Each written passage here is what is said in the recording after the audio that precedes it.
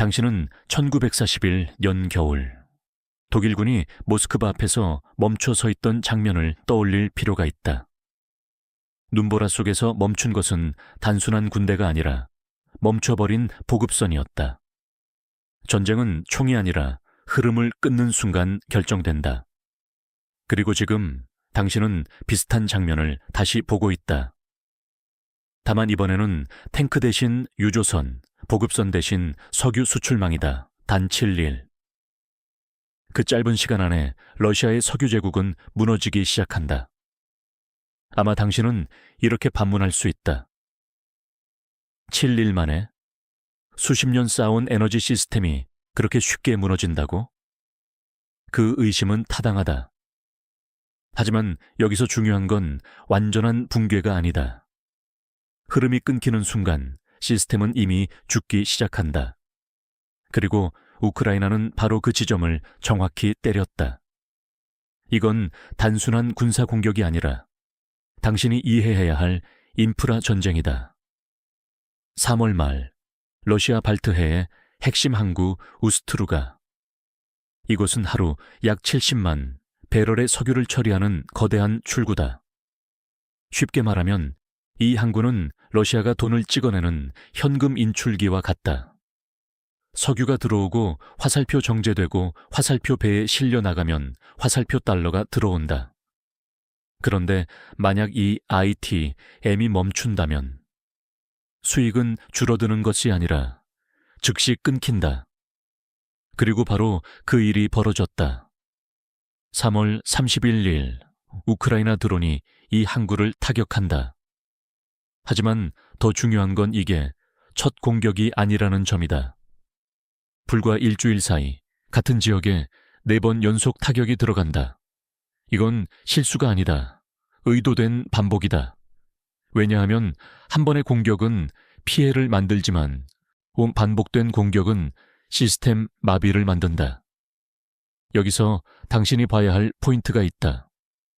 서방의 경제 제재는 수년 동안 러시아를 압박했지만 러시아는 여전히 석유를 팔며 버텨왔다. 2024년 기준 러시아는 2,350억 달러의 석유 가스 수익을 올린다. 즉, 제재는 효과가 있었지만 흐름 자체를 끊지는 못했다. 그런데 지금 벌어진 일은 다르다. 드론은 법도 없고 협상도 없다. 그냥 날아와서 출구를 부순다. 이걸 하나의 비유로 보면 이렇다. 제재는 수도꼭지를 조금씩 잠그는 행동이라면 드론 공격은 수도관 자체를 부셔버리는 것이다. 당신이라면 어떤 쪽이 더 치명적이라고 보겠는가? 우스트루가뿐만이 아니다. 또 다른 핵심 항구 프리모르스크 역시 같은 방식으로 타격을 받는다. 이 두 항구는 러시아 전체 석유 수출의 약 40%를 담당한다. 즉, 이곳이 흔들린다는 건 단순한 시설 피해가 아니라 국가 현금 흐름의 절반 가까이가 흔들린다는 의미다. 그리고 실제로 숫자는 바로 반응한다.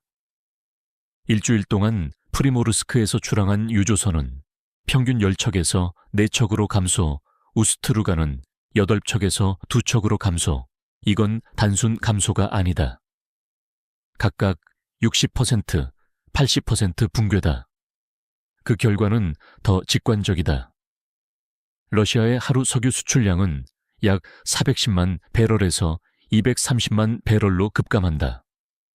하루에 180만 배럴이 증발한 셈이다. 여기서 중요한 질문 하나. 유가가 오르고 있는데도 돈을 못 번다면 그건 가격 문제가 아니라 인프라 문제 아닌가? 실제로 당시 러시아 원유 가격은 배럴당 약 73달러까지 상승한다. 조건만 보면 돈을 더 벌어야 정상이다. 하지만 현실은 반대였다. 주간 수익은 약 24.5억 달러에서 14.4억 달러로 감소한다. 단 일주일 만에 10억 달러 이상이 사라진다. 이 지점에서 당신은 하나를 깨닫게 된다. 전쟁의 본질은 더 이상 영토를 차지하는 것이 아니다. 현금 흐름을 끊는 것이다. 우크라이나는 미사일로 도시를 점령하지 않았다. 대신 드론으로 돈이 흐르는 길을 끊었다. 그리고 그 결과 러시아가 기대하던 유가상승 화살표 추가 수익 시나리오는 불과 7일 만에 불타버린다. 이제 당신에게 남는 질문은 이것이다. 만약 7일이 아니라 30일이었다면 혹은 1년이었다면 이건 단순한 공격이 아니다. 시스템을 심화하신 시험하는 첫 번째 신호다. 그리고 당신은 지금 그 붕괴의 시작을 보고 있다. 당신은 이제 질문을 바꿔야 한다. 왜 서방의 제재는 수년 동안 러시아를 무너뜨리지 못했을까? 겉으로 보면 제재는 강력해 보인다. 러시아는 국제 금융망에서 일부 배제됐고 수출은 제한됐으며 자산도 동결됐다. 실제로 그 효과도 존재한다. 경제 분석에 따르면 전쟁 이후 약 3년 동안 러시아는 약 1,000억 달러의 손실을 입는다. 적지 않은 숫자다. 하지만 여기서 당신이 봐야 할 건 손실이 아니라 남은 흐름이다. 같은 기간 러시아는 무엇을 했을까? 단 하나, 계속 팔았다. 2024년 기준 러시아는 여전히 2,350억 달러를 석유와 가스로 벌어들인다. 즉, 제재는 러시아를 약하게 만들었지만 멈추게 만들지는 못했다. 왜일까? 답은 간단하다. 제재는 구조를 건드리지 않는다. 단지 비용을 올릴 뿐이다. 이걸 일상적인 비유로 바꿔보자. 당신이 운영하는 공장에 벌금을 부과하는 것이 제재라면 공장 전기를 끊어버리는 것이 진짜 타격이다. 벌금은 감당할 수 있지만 전기가 끊기면 생산은 0이 된다. 여기서 우크라이나가 등장한다. 그들은 제재를 강화하지 않았다. 대신 완전히 다른 방식을 선택한다. 비행 제재, 드론이다. 이건 정책이 아니다. 이건 물리적 개입이다. 드론은 법적 허점도 없고 회피할 금융 구조도 없다. 그냥 날아와서 정유소, 저장 탱크, 항구를 때린다. 그리고 그 순간 수출은 협상이 아니라 정지가 된다. 여기서 중요한 포인트 하나. 러시아는 왜 그렇게 오랫동안 버틸 수 있었을까? 이치 바로 그림자 함대 때문이다. 공식 제재를 피하기 위해 러시아는 약 140억 달러 이상을 투자해 비공식 유조선 네트워크를 구축한다. 이 배들은 국적을 숨기고 경로를 바꾸고 보험 없이도 운항한다. 쉽게 말하면 보이지 않는 물류 시스템이다. 제재는 공식 루트를 막지만 이 비공식 루트는 계속 돈을 만든다. 하지만 드론은 다르다. 드론은 경로를 공격하지 않는다. 출발점 자체를 공격한다. 항구가 불타면 유조선이 아무리 많아도 의미가 없다. 이건 물류의 문제를 넘어선다. 생산 화살표 저장, 화살표 운송 이 세 단계 중 가장 중요한 저장과 출구가 파괴되면 전체 시스템은 멈춘다.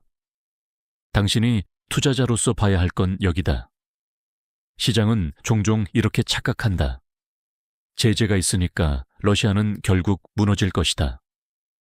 하지만 현실은 달랐다. 러시아는 가격 할인, 새로운 시장, 그리고 그림자 시스템으로 버텼다. 그런데 지금은 다르다. 물리적 파괴는 회계로 해결할 수 없다. 이 지점에서 하나의 역설이 등장한다. 서방은 규칙을 만들었지만 러시아는 규칙을 우회했다. 하지만 우크라이나는 규칙 자체를 무시했다. 그리고 그 결과 수년간 유지되던 에너지 흐름이 단 7일 만에 흔들리기 시작한다. 여기서 당신에게 다시 묻는다. 비용을 올리는 전략과 흐름을 끊는 전략 중 어느 쪽이 시장을 더 빠르게 바꿀까? 이 질문의 답이 앞으로 벌어질 모든 변화를 설명한다. 그리고 이것은 시작에 불과하다. 우크라이나는 단순히 항구를 공격한 것이 아니다. 그들은 더 큰 그림을 그리고 있었다. 하나의 노드가 아니라 전체 공급망을 겨냥한 전략. 다음에서 당신은 보게 된다. 이 공격이 어떻게 단일 시설을 넘어 러시아 경제의 심장부로 연결되는지 당신은 이제 장소를 다시 봐야 한다. 우스트루가와 프리모르스크는 단순한 항구가 아니다. 이곳은 러시아 경제에서 가장 중요한 현금 흐름 출구다. 우스트루가는 하루 약 70만 배럴을 처리한다. 프리모르스크까지 포함하면 이 두 항구는 러시아 전체 석유 수출의 약 40%를 담당한다. 이건 단순한 비율이 아니다. 러시아 경제의 거의 절반 가까운 달러 유입 통로다. 이 구조를 쉽게 이해해보자. 러시아 경제는 하나의 거대한 공장이다. 시베리아에서 원유가 생산되고 화살표 파이프라인을 통해 이동하고 화살표 항구에서 선적되어 화살표 해외로 판매된다. 이 흐름이 끊기지 않는 한 러시아는 계속 돈을 번다. 그렇다면 질문 하나. 이 체인에서 가장 중요한 지점은 어디일까? 생산일까? 운송일까? 아니다. 출구다. 왜냐하면 생산은 저장할 수 있지만 출구가 막히면 모든 것이 쌓이기 시작한다. 탱크는 가득 차고 파이프라인은 압력을 받고 생산은 결국 줄어든다. 이건 단순한 지연이 아니다. 전체 시스템의 역류다. 우크라이나는 바로 이 구조를 이해했다. 그래서 그들은 정유소보다 파이프라인보다 항구를 먼저 때렸다. 결과는 즉각적으로 나타난다. 프리모르스크에서는 평균 10척이던 유조선이 단 4척으로 줄어든다. 우스트루가는 8척에서 2척으로 감소한다. 이건 단순한 물류 감소가 아니다. 각각 60%, 80% 붕괴다. 그리고 이 숫자는 곧바로 돈으로 연결된다. 러시아의 하루 석유 수출은 약 410만 배럴에서 230만 배럴로 감소한다. 이는 하루에 180만 배럴 손실이다. 여기서 중요한 포인트가 있다. 이건 수요가 줄어서가 아니다. 시장에는 여전히 구매자가 있다. 심지어 유가도 상승 중이다. 그런데도 수출이 줄어든다? 그 이유는 하나다. 팔고 싶어도 못 판다. 이건 투자 관점에서 매우 중요하다. 보통 시장은 이렇게 해석한다. 가격이 오르면 수익이 증가한다. 하지만 지금은 반대다. 가격이 올라가도 인프라가 막히면 매출은 감소한다. 이거를 하나의 비유로 보면 이렇다. 당신이 아무리 비싼 상품을 가지고 있어도 배송이 막히면 매출은 0이다. 그리고 지금 러시아가 그 상태다. 석유 가격은 상승했지만 항구가 불타면서 현금화 자체가 막힌다. 여기서 더 큰 문제가 발생한다. 단순한 매출 감소가 아니다. 신뢰다. 유조선 선장 입장에서 생각해보자. 불타고 있는 항구에 계속 들어가고 싶을까? 보험 문제, 안전 문제, 그리고 무엇보다 예측 불가능성. 이 세 가지가 겹치면 항구는 점점 위험 지역으로 변한다. 그 순간부터 변화는 가속된다. 선박은 다른 경로를 찾고 계약은 지연되며 거래는 줄어든다. 즉, 물리적 타격이 시장 심리까지 무너뜨리는 단계로 들어간다.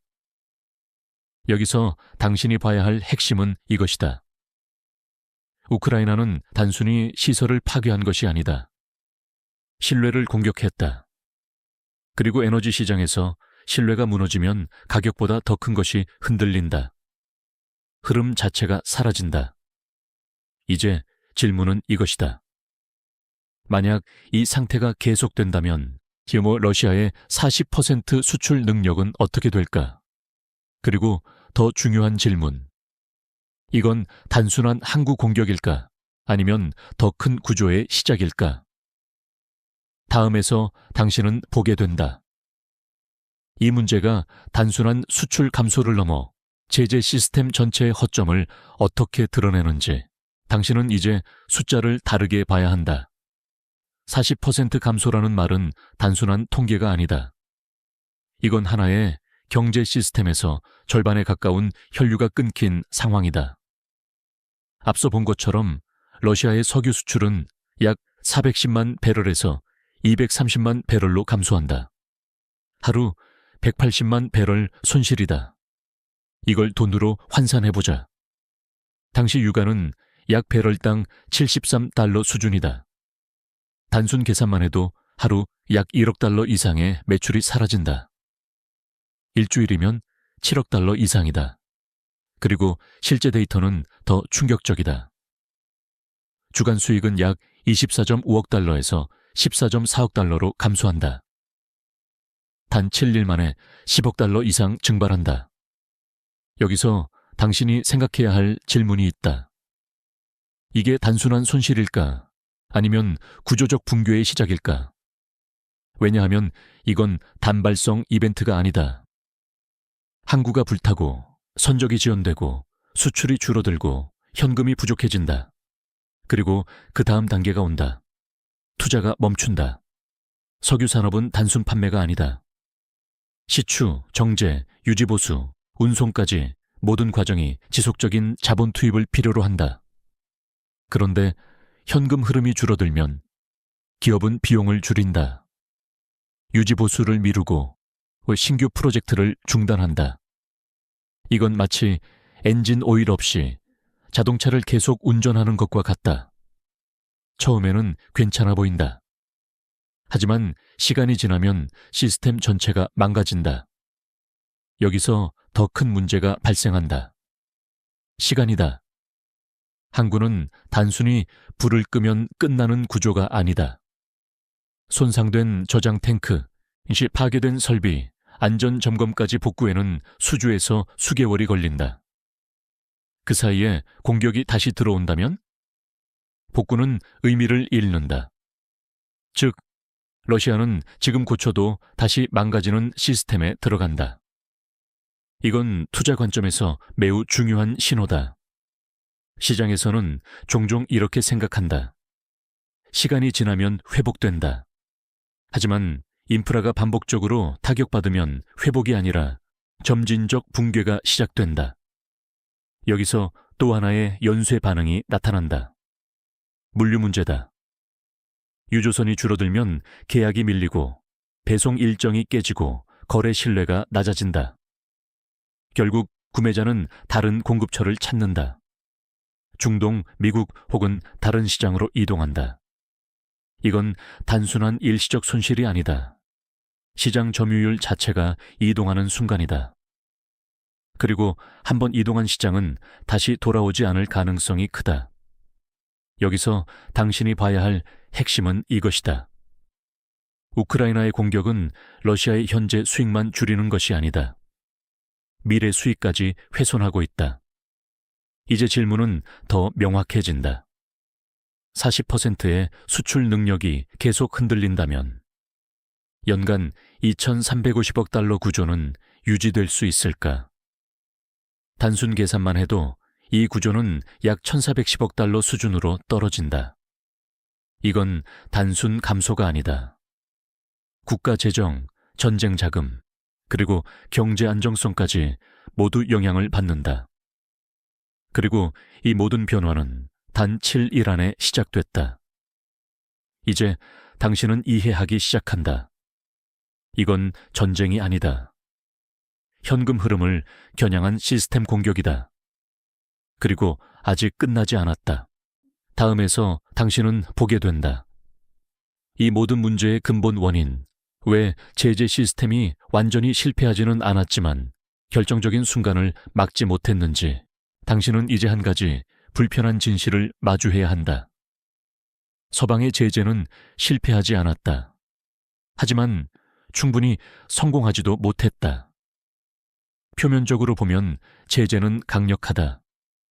러시아는 금융 제약을 받았고 기술 접근이 제한됐으며 무역도 통제됐다.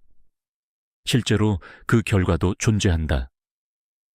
전쟁 이후 약 3년 동안 러시아는 약 1,000억 달러 손실을 입는다.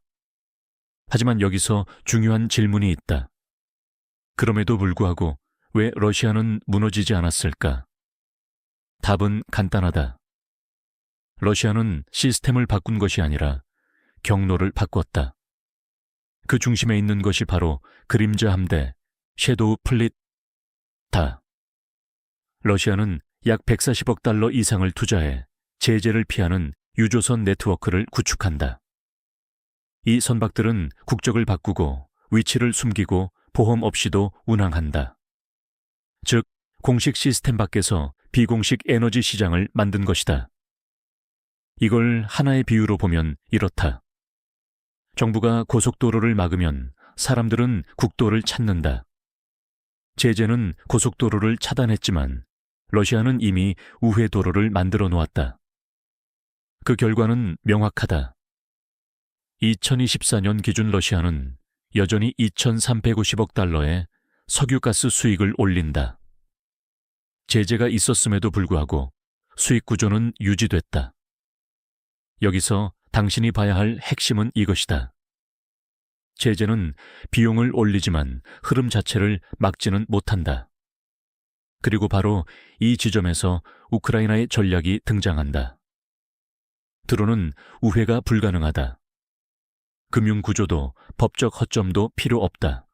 그냥 날아와서 출발 지점을 파괴한다. 항구가 멈추면 그림자 함대도 의미가 없다노 오실이 없다. 이건 매우 중요한 전환이다. 서방은 규칙을 만들었고 러시아는 그 규칙을 피해갔다. 하지만 우크라이나는 규칙 자체를 무력화했다. 여기서 또 하나의 문제가 드러난다. 제재의 집행력이다. 이론적으로 제재는 완벽해 보인다. 하지만 현실에서는 국가마다 이해관계가 다르고 에너지 의존도도 다르다. 그 결과 제재는 종종 느슨하게 적용된다. 이 틈을 러시아가 활용했다. 특히 에너지 시장은 완전히 차단하기 어렵다. 왜냐하면 세계 경제 자체가 에너지에 의존하기 때문이다. 즉, 제재를 강하게 하면 러시아뿐 아니라 글로벌 시장도 흔들린다. 이게 바로 제재의 한계다. 당신이 투자자로서 이해해야 할 것은 여기서부터다. 정책 기반 제재는 항상 타협을 포함한다. 하지만 물리적 공격은 다르다. 타협이 없다. 이 차이가 지금의 결과를 만든다. 그리고 이 순간 하나의 역설이 완성된다. 가장 정교한 금융 제재보다 가장 단순한 드론 공격이 더 효과적이다. 이제 질문은 더 깊어진다. 만약 제재가 완벽하지 않다면 시장은 어디에서 균형을 찾을까? 그리고 더 중요한 질문. 이 빈틈을 누가 이용하고 있는가? 다음에서 당신은 보게 된다. 이 모든 혼란 속에서 오히려 러시아에게 기회를 만들어준 중동 전쟁과 에너지 가격의 역설적인 관계를 당신은 이제 더 큰 역설을 보게 된다. 전쟁은 보통 경제를 무너뜨린다. 하지만 이번에는 다르다. 중동 전쟁이 러시아를 살렸다. 이란과의 충돌, 그리고 호르무즈 해협 봉쇄. 이 두 사건은 글로벌 에너지 시장에 충격을 준다. 공급이 흔들리자 유가는 빠르게 상승한다. 그리고 그 순간 러시아는 예상치 못한 기회를 얻는다. 실제로 이란 전쟁 초기 약 2주 동안 러시아는 약 69억 달러를 화석 연료 판매로 벌어들인다. 이건 이전 대비 약 14% 증가다. 여기서 당신이 봐야 할 핵심은 이것이다. 전쟁이 일어나면 모든 생산자가 피해를 보는 것이 아니다. 공급이 줄어들면 남아있는 공급자는 더 많은 돈을 번다. 러시아는 바로 그 위치에 있었다. 게다가 더 흥미로운 변화가 발생한다. 러시아 원유는 원래 글로벌 기준보다 할인된 가격에 거래됐다. 하지만 전쟁 이후 상황이 뒤집힌다. 러시아 원유는 오히려 프리미엄 가격으로 팔리기 시작한다. 이건 제재의 목적과 정반대다. 가격을 낮춰야 했는데 오히려 더 비싸게 팔린다. 여기서 당신은 질문하게 된다. 그렇다면 제재는 의미가 있었을까? 그리고 바로 그 순간 또 다른 변수가 등장한다. 미국의 선택이다. 미국은 일부 러시아 선박에 대해 일시적인 제재 완화를 허용한다. 조건은 있다. 3월 12일 이전에 실린 화물에 한해 4월 10일까지 하역을 허용한다. 하지만 시장은 그렇게 단순하지 않다. 이 조치는 짧은 기간이지만 명확한 신호를 준다. 틈에 필요하다면 제재는 완화될 수 있다. 이 메시지는 시장 참여자들에게 중요한 의미를 가진다. 불확실성이 줄어들고 거래는 다시 움직이기 시작한다. 하지만 동시에 강한 반발도 나온다. 유럽 주요 국가들과 우크라이나는 이 결정을 비판한다. 그 이유는 단순하다. 이 작은 완화가 더 큰 완화의 시작이 될 수 있기 때문이다. 특히 우크라이나 입장에서는 이건 매우 위험한 신호다. 제재가 약해질수록 러시아는 더 많은 돈을 벌 수 있다. 실제로 일부 분석에서는 이 완화 조치만으로도 약 100억 달러 추가 수익 가능성이 언급된다. 여기서 상황은 더 복잡해진다. 한쪽에서는 전쟁으로 유가가 상승하고 다른 한쪽에서는 제재가 일부 완화된다. 이 두 가지가 결합되면 러시아는 다시 현금 흐름을 회복할 수 있는 조건을 갖게 된다. 이건 시장 입장에서 매우 중요한 포인트다. 위기는 항상 누군가에게 기회가 된다. 그리고 그 기회는 예상하지 못한 방향에서 온다.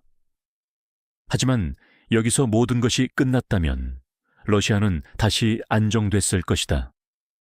문제는 그렇지 않았다는 점이다. 바로 이 순간 우크라이나가 움직인다. 제재의 빈틈, 유가 상승의 기회, 정책의 불확실성, 이 모든 요소가 겹친 타이밍에 드론 공격이 시작된다. 그리고 그 결과 러시아가 얻었던 기회는 단 7일 만에 다시 사라지기 시작한다. 이제 당신이 봐야 할 질문은 이것이다. 이건 단순한 타이밍일까? 아니면 계산된 전략일까? 이 다음에서 당신은 알게 된다. 이 공격이 단순한 항구 타격이 아니라 시베리아 전체 공급망을 겨냥한 정밀한 구조적 공격이라는 사실을 당신은 이제 퍼즐의 마지막 조각을 본다. 이건 항구 몇 개의 문제가 아니다. 전체 공급망이 연결되어 있다. 우스트루가와 프리모르스크는 단순한 수출 지점이 아니다. 이들은 시베리아에서 시작되는 거대한 에너지 체인의 끝이다. 이 체인을 따라가 보자. 시베리아 유전 화살표, 드루즈바 파이프라인, 화살표 정유소 화살표, 발트해, 항구 화살표, 글로벌 시장, 이 흐름이 유지되는 한 러시아는 계속 돈을 번다. 그런데 지금 벌어진 일은 다르다. 우크라이나는 이 체인의 여러 지점을 동시에 공격한다. 먼저 항구. 이미 타격을 받아 수출이 크게 줄어든 상태다. 다음은 파이프라인. 드루즈바는 이미 수개월 전부터 중단 상태다.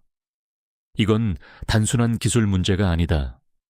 중앙 유럽 국가들까지 영향을 받는 구조다. 그리고 정유소. 키리시 정유소는 드론 공격으로 가동이 멈춘다. 야로슬랍을 역시 화재로 피해를 입는다.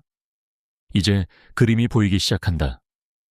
생산 화살표, 정제 화살표, 운송 화살표 수출. 이 전체 흐름 중 여러 지점이 동시에 흔들린다. 이건 우연이 아니다. 연결된 공격이다. 여기서 중요한 숫자 하나.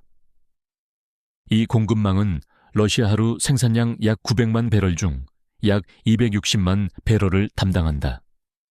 거의 3분의 1이다. 이 규모가 흔들린다는 건 단순한 손실이 아니다. 국가 에너지 시스템의 핵심이 흔들린다. 이걸 하나의 비유로 보면 이렇다. 당신이 운영하는 공장에서 입구, 생산 라인, 출구가 동시에 고장난 상황이다. 어디부터 고쳐야 할까? 정답은 없다. 왜냐하면 모든 것이 동시에 문제이기 때문이다. 여기서 러시아의 딜레마가 시작된다. 항구를 복구하면 정유소가 문제다. 정유소를 복구하면 파이프라인이 막힌다. 이건 단순한 복구 문제가 아니다. 시스템 복원 자체가 어려워진다. 그리고 더 큰 문제가 있다. 시간이다. 이런 대형 인프라는 단기간에 복구할 수 없다. 그 사이에 공격이 반복되면 복구는 계속 초기화된다. 이건 투자 관점에서 매우 중요하다. 일시적 충격은 회복된다. 하지만 반복되는 충격은 구조적 붕괴로 이어진다. 여기서 또 하나의 신호가 나온다. 러시아 내부에서도 경제 둔화 신호가 감지된다. 중앙은행과 연구기관들은 이미 경기 침체 가능성을 언급한다. 즉, 외부 공격과 내부 약화가 동시에 진행된다. 이건 단순한 전쟁이 아니다. 경제를 무너뜨리는 구조적 압박이다. 이제 당신은 이해한다. 우크라이나는 단순히 타격한 것이 아니다. 공급망 전체를 설계대로 무너뜨리고 있다. 그리고 질문은 이것으로 바뀐다. 이 구조가 계속 유지된다면 러시아는 얼마나 버틸 수 있을까? 다음에서 당신은 마지막 답을 보게 된다. 이 모든 흐름이 경제 붕괴 시나리오로 어떻게 연결되는지 당신은 이제 하나의 결론에 도달한다. 이건 단순한 전쟁이 아니다. 경제 시스템을 무너뜨리는 시나리오다. 지금까지의 흐름을 다시 보면 명확하다. 항구가 공격당하고 수출이 줄어들고 현금 흐름이 끊긴다.